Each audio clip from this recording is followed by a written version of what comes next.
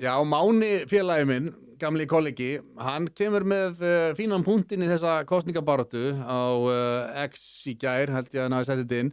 Hann bendir á að það er engin stjórnmálaflokkur sem virðist gera sig grein fyrir því að það er hægt að sækja 20-50% af þeim peningum sem við fáum fyrir veiðigjöld á ári með því að löglega veðmál á netinu.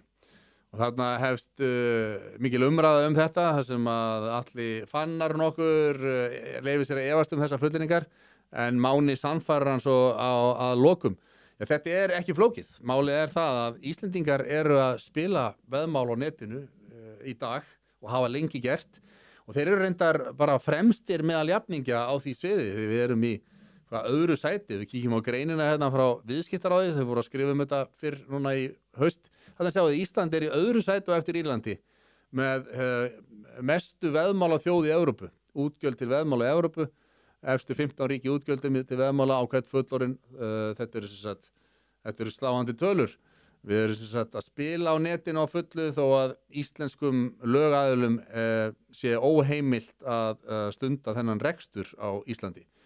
Sjáum líka hérna sjáum við skemmtilega mynd sem að sýnir hlutföllin og þið sjáum að spilakassar eru hérna leyfilegir. Þeir eru þarna, þetta dökkbláa er á staðnum. Happdrætti er dökkblátt á Íslandi á staðnum, þetta ljósbláa er á netinu. Íþróttaveðmál eru síðan hérna, það er örþunn lína sem er hér á Íslandi.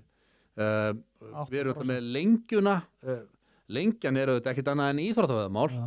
En það heitir bara ekki veðmál, það heitir að tippa. Það er snirtilega nafni. En eru þetta ekkert annað.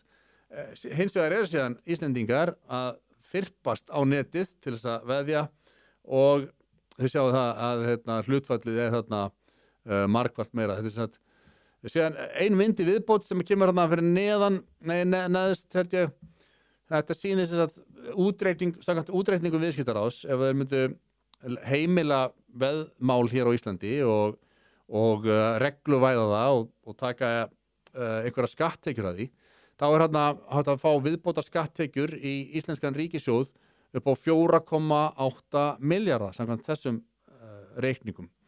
Og já, ég segi bara, þetta er auðvitað hreinlega bara galið að við séum að stinga hausnum eins og strútur í sandinn. Það er ekki verið að koma í veg fyrir veðmál á netinu hér á Íslandi. Það verður aldrei gert. En við erum bara að láta eins og þetta sé ekki til og verða þannig af miklum tekjum inn í þjóðarbúið. Þetta er sömuleiðis fyrir íþróttafélög til dæmis sem að þessi veðmála fyrirtæki þau megi ekki styrkja íþróttafélög, megi ekki vera með nöfnin á búningunum eins og við sjáum í erlendum boltaíþróttum til dæmis. Við sjáum þessar auglýsingar út allt og þetta við erum að fylgjast bara með enska boltanum eða horfa á íþróttir í sjónvarpinu á netinu. En þetta er eins og líka með auðvitað að bann við vínauglýsingum og áfengisauglýsingum, það er sama ruglið í raun og veru. Við sjáum það, íþróttafélögin í enska boltanum eru mörg hver með einhverjar bjórtegundir eða á búningunum, en við megum ekki sjá þetta hérna á Íslandi þó við séum með þetta fyrir augunum á hverjum einasta degi.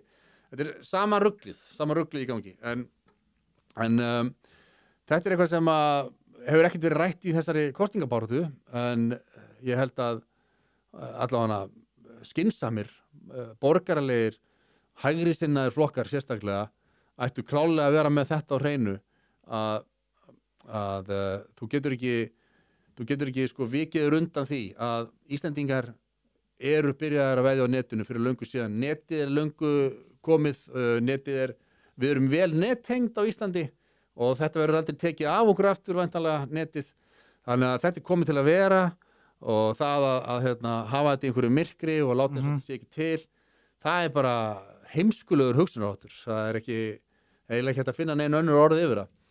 Þannig að stjórnmálamenn, gerið ykkur í brók, skoðið veðmál á netinu. Þetta er eitthvað sem við þurfum að lögleiða á Íslandi.